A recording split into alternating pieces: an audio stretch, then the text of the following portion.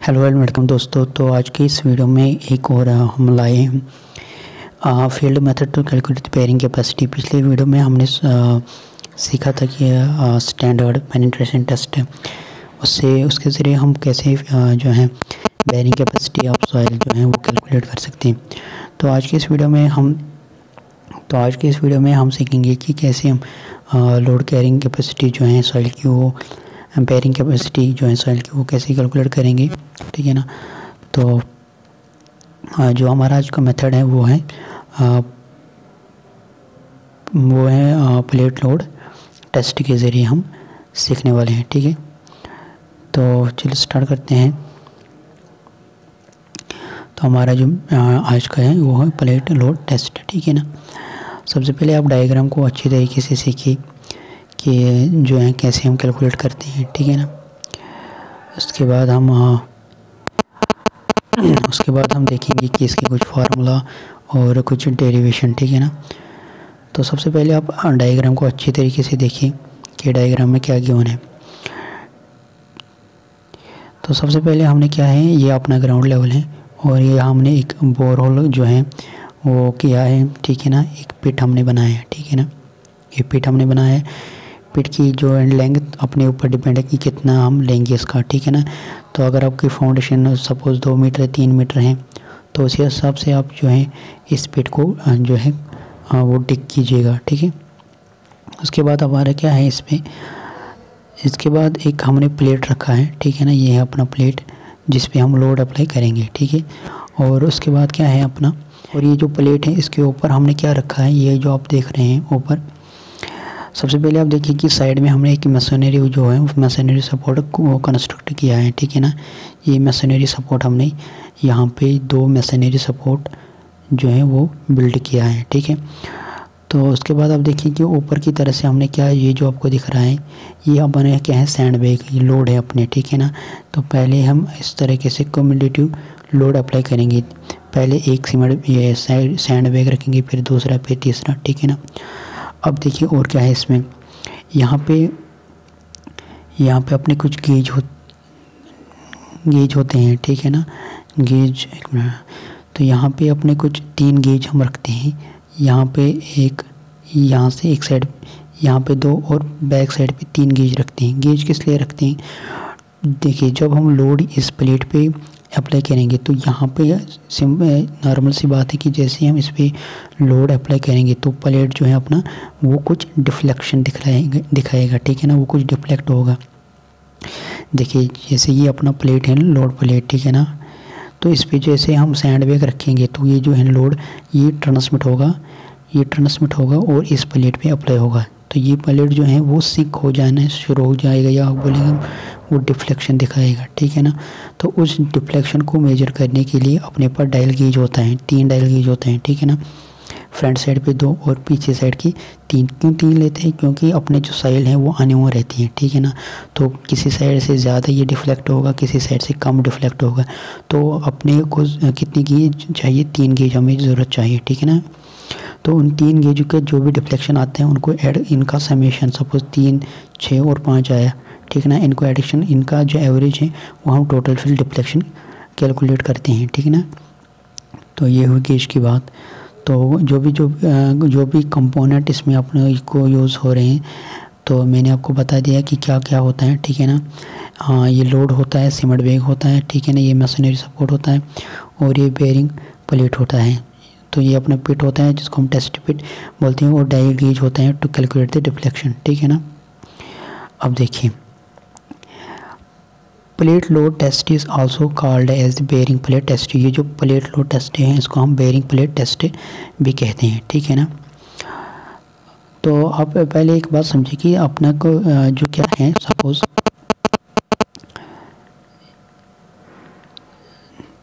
अपना हमने प्लेट को यहाँ पे रख दिया है, ठीक है ना। तो उसके बाद क्या होता है, पहले मैं आपको एक ग्राफ शो करूँगा, ठीक है ना।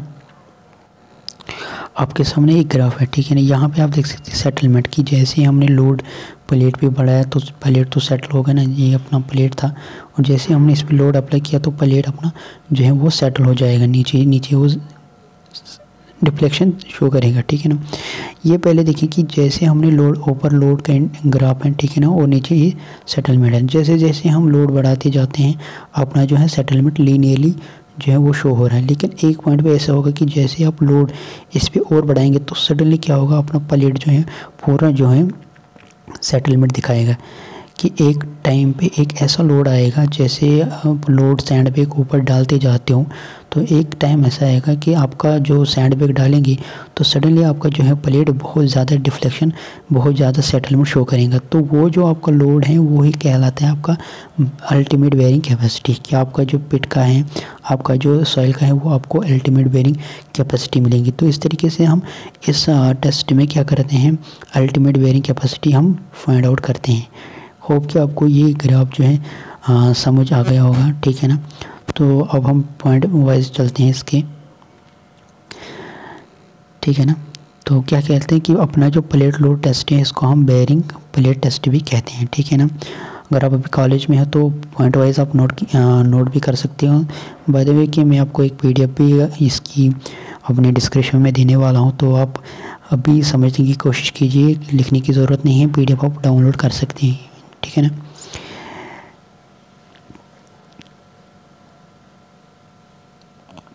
They may be vary from the square circular depending upon the shape of the footing. आपकी जो प्लेट है वो किस तरह से होगी, या तो वो स्क्वायर होगी, ठीक है ना, रेक्टेंगुलर सर्कुलर भी हो सकती है, डिपेंडिंग कि आपकी फुटिंग कैसी है। सपोज अगर आपकी फुटिंग सर्कुलर है तो आप सर्कुलर ही प्लेट यूज़ करेंगे, सिंपल सी बात है, ठीक है ना। The thickness of the plate, the thickness of the plate depending upon the bending stress and it should be not less than 25। जो thickness होती है प्लेट की वो कितनी होती है, 25 से mm को कम नहीं होती है, मतलब ग्रेटर देन 25 mm ही वो होनी चाहिए, ये बात आपको याद रखनी है। The size of the pit, यानी विड्थ, जो पिट की आपकी जो विड्थ है वो कितनी होगी, वो 5 टाइम्स ज़्यादा होगी प्लेट की। फॉर एग्जांपल अगर आपकी प्लेट की 1 mm थिकनेस है तो आपकी जो पिट बनेगा, ये जो आपकी पिट की विड्थ बनेगी वो कितना बनेगी, 5 times the width of the bearing plate, ठीक है ना। तो आपकी जो प्लेट की विड्थ है वो 5 टाइम्स ज़्यादा होनी चाहिए किसकी, विड्थ ऑफ द प्लेट, ठीक है ना। So depth of the plate is equal to depth of the footing. आपकी जितनी जी फुटिंग आपको चाहिए एक्चुअल में, तो उतना आप जो है डेप्थ वो प्लेट जो है टेस्ट के लिए रख सकते हैं। क्योंकि ये देखिए सिंपल सी बात है, ये और कॉमन सेंस में है कि आपको अगर फुटिंग करनी है तो आप फुटिंग के लिए क्या करेंगे। फॉर एग्जांपल ये आपकी ग्राउंड लेवल है इधर, तो अगर आपको एक्चुअल फाउंडेशन जो है और एक्चुअल फुटिंग जो है वो 10 मीटर पे देनी है, तो सिंपल सी बात है, तो आप तो 10 मीटर पे ही आपको टेस्ट करना पड़ेगा, तभी जाके आपको एक वैल्यू मिलेगा कि 10 मीटर डेप्थ पे कितनी बेयरिंग कैपेसिटी है। तो वो कह रहा है कि depth of the pit is equal to depth of the footing, ठीक है। तो ये भी कुछ ज़्यादा टफ नहीं था, सिंपल सी और कॉमन सेंस की ये थी बात थी, ठीक है ना। तो उसके बाद हम चलते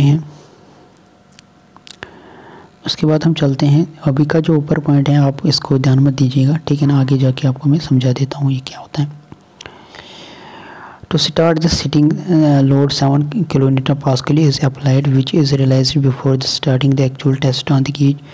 आज पहले आपको जैसे आप टेस्टिंग स्टार्ट करेंगे तो आपको एक बात का ध्यान रखना चाहिए कि एक चीज़ का आपको ध्यान रखना है कि अगर गेज में पहले कुछ वैल्यू होगा तो आपको क्या है, एक्चुअल बेयरिंग कैपेसिटी नहीं मिलेगी। सो दैट कि आपको ये श्योर करना है कि आपका जो गेज है वो 0 पे ही सेट होना चाहिए। तो मैंने आपको बोला था कि 3 गेज आपको यूज़ करने हैं, तो 3 गेज आपको कैसे फिक्स करने हैं, 120 डिग्री पे। 120 क्यों, क्योंकि टोटल जो है वो 360 रहता है और 120 पे आपको एक एग्जैक्ट वैल्यू मिलेगा, ठीक है ना। तो आपको ये चीज़ भी ध्यान रखने की गेज आपको 120 डिग्री एंगल पे वो फिक्स करना है, ठीक है ना। Loads are applied in the cumulative increment of not more than the minimum of the following rules. एक आईएस कोड के हिसाब से आपको लोड कितना कैसे अप्लाई करें, ठीक है ना। टू वाइज डिज़ाइन होगा। फॉर एग्जांपल अगर आप 10 किलो न्यूटन के लिए डिज़ाइन कर रहे हैं, ये टेस्ट करें, तो आपको जो मैक्सिमम है वो 20 किलो न्यूटन से ऊपर आपको लोड अप्लाई नहीं करना है, ठीक है। Each load is mentioned constantly the settlement rate. आप जितना भी लोड अप्लाई करेंगे, ठीक है ना, आप जितना भी लोड अप्लाई करेंगे उसके कॉरस्पॉन्डिंग में कितना सेटलमेंट आए हैं आपको वो नोट डाउन करना है, ठीक है ना। Settlement are recorded at the following time intervals. तो सेटलमेंट आपको कैसे आपको मेजर करना है, 1 मिनट पे, 2 मिनट पे, 5 मिनट पे, 10 मिनट पे, 14, 16, 1 आवर, 2 आवर, 3 आवर, ऐसे आपको सेटलमेंट इन टाइम पे आपको मेजर करना है, ठीक है ना। Apply the next increment and repeat the procedure. फिर आपको दोबारा से एक लोड अप्लाई करना है। ये अपना प्लेट है, पहले आपने सपोज 2 किलो न्यूटन ऊपर लोड डाला, ठीक है ना। तो आपको फिर 1 मिनट पे, 2 मिनट, 5 मिनट, 10 मिनट पे आपको रीडिंग चेक करनी है कि कितना सेटलमेंट आया। फिर आपको एक ऐसा पॉइंट मिलेगा कि अब डिफ्लेक्शन नहीं हो रहा है, ठीक है ना।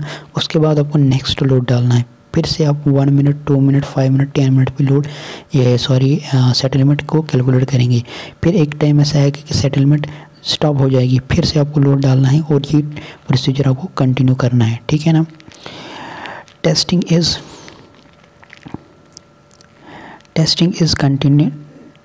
Continue until one of the following stage. आपको टेस्ट लोड कब तक बढ़ाना है, जब तक इनमें से कोई भी जो है कोई भी कंडीशन एराइज नहीं होगी, ठीक है ना। कौन कौन से एरिजन है और कब आपको टेस्ट को स्टॉप करना है। विड्थ, जो भी विड्थ है प्लेट की उसके 10% में आप तक अगर सेटलमेंट होगी तब आपको स्टॉप करना है। फिर आपको ग्राफ प्लॉट करना है और ग्राफ मैंने आपको पहले बताया कि यह ऊपर क्या है, ये है आपकी जो प्रेशर अप्लाई करते हैं और ये सेटलमेंट है। तो जैसे आप लोड बढ़ाते जाएंगे सेटलमेंट होता जाएगा, बढ़ाते जाएंगे सेटलमेंट होता जाएगा। लेकिन एक टाइम पे ऐसा कि आपका सेटलमेंट जो है प्लेट जो है वो एकदम से नीचे चला जाएगा, बहुत ज़्यादा सेटलमेंट होगी और वो जो है वो अल्टीमेट बेयरिंग कैपेसिटी सॉइल की आपको उस डेप्थ पे मिल जाएगी, ठीक है ना।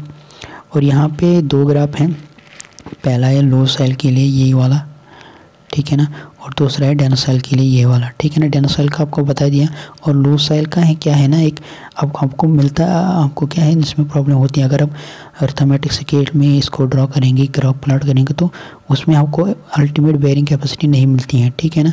तो इसके लिए हमें क्या करना पड़ता है, लॉग ग्राफ को यूज़ करना पड़ता है। आगे जाके मैं आपको बता देता हूँ, ठीक है। लो सॉइल के लिए आप देख सकते हैं कि आपके स्क्रीन पे ग्राफ है, ठीक है ना, लॉग ग्राफ है। तो एक टाइम पे तो ये लीनियर जाता है, फिर सडनली इसका डिक्रीज होता है। तो ये जो पॉइंट है इसका अल्टीमेट बेयरिंग कैपेसिटी कहलाता है, ठीक है ना, इस लोड पे। अब मैं आपको थोड़ा एडवांटेज और डिसएडवांटेज इसकी दिखाता हूँ। The test result the behaviour of the soil below the point, not that the actual of the footing is generally very large.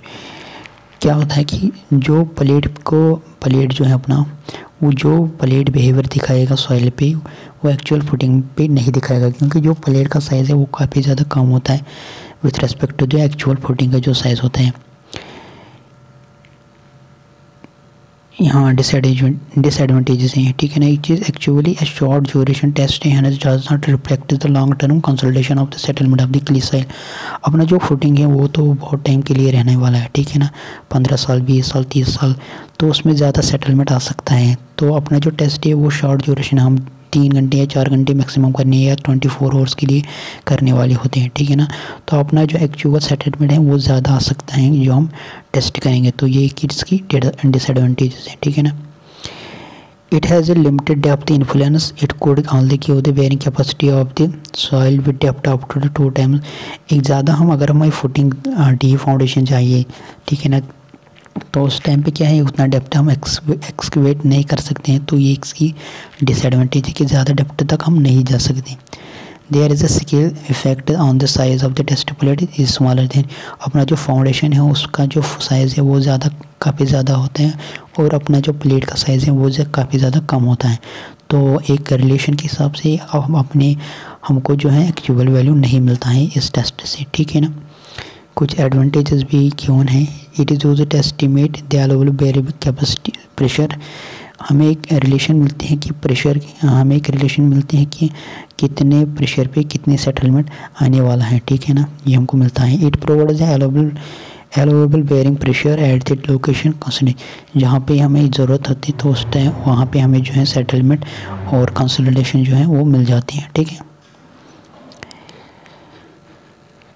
तो यहाँ पे एक नोट है, it should be note that the bearing capacity obtain from the above methods provide us bearing capacity of the plate. ये हमें ज़रूरी एक चीज़ याद रखनी है कि बेरिंग कैपेसिटी जो हमें ऊपर की टेस्ट से जो हमने किया है प्लेट लोड टेस्ट, सिर्फ हमें बेरिंग कैपेसिटी किसके लिए, प्लेट के लिए निकली है, ना कि एक्चुअल फुटिंग के लिए। एक्चुअल फुटिंग के लिए हमें कुछ उसमें करेक्शन करने की ज़रूरत पड़ती है। ठीक है, using relations we will able to find out the bearing capacity of the actual. कुछ रिलेशन यूज़ करके हमें एक्चुअल फुटिंग की जो है वो बेरिंग कैपेसिटी मिल जाएगी। लेकिन ये बात ध्यान रखती है कि हमने जो टेस्ट किया है इससे डायरेक्ट जो है bearing capacity of the footing नहीं मिलती है। ठीक है, bearing capacity of plate is not equal to bearing capacity of the footing because difference in the size. ठीक है ना, ये भी आपको याद रखना है। ठीक है, अब केस 1 यहाँ पे है for the pure clay soil. ठीक है, in case of the clay soil ultimate bearing capacity does not depend upon the size of the footing.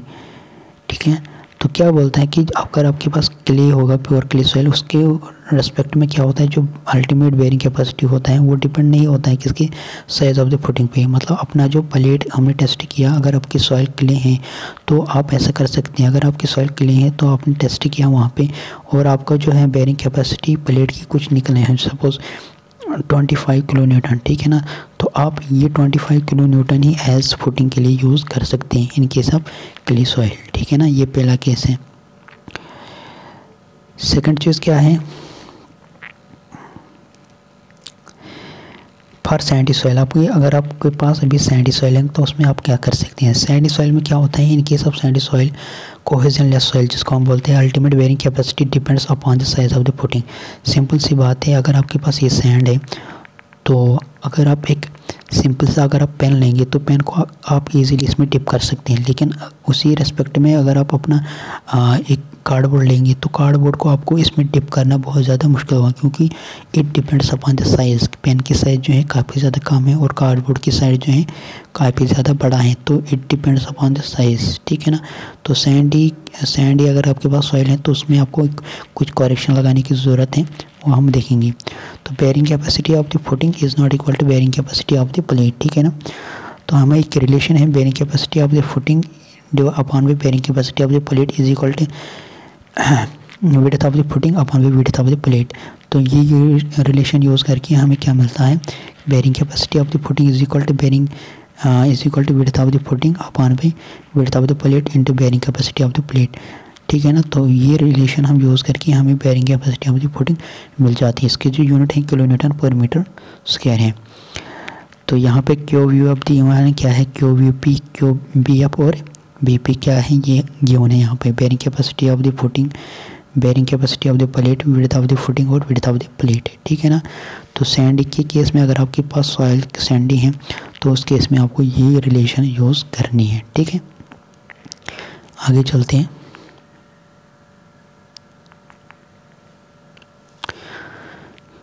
काफ़ी ज़्यादा इम्पॉर्टेंट कि बच्चे फिर गलत करते हैं एग्ज़ाम में, दोनों का एक ही लिखते हैं कि आपका जो प्लेट में है वो प्लेट में जितनी बेरिंग कैपेसिटी आती है वही आप यूज़ करते हैं किसमें, सैंडी और क्ले सॉइल में। याद रखें क्ले सॉइल में तो आप वो यूज़ कर सकते हैं, लेकिन सैंडी सॉइल में आप वो यूज़ नहीं कर सकते।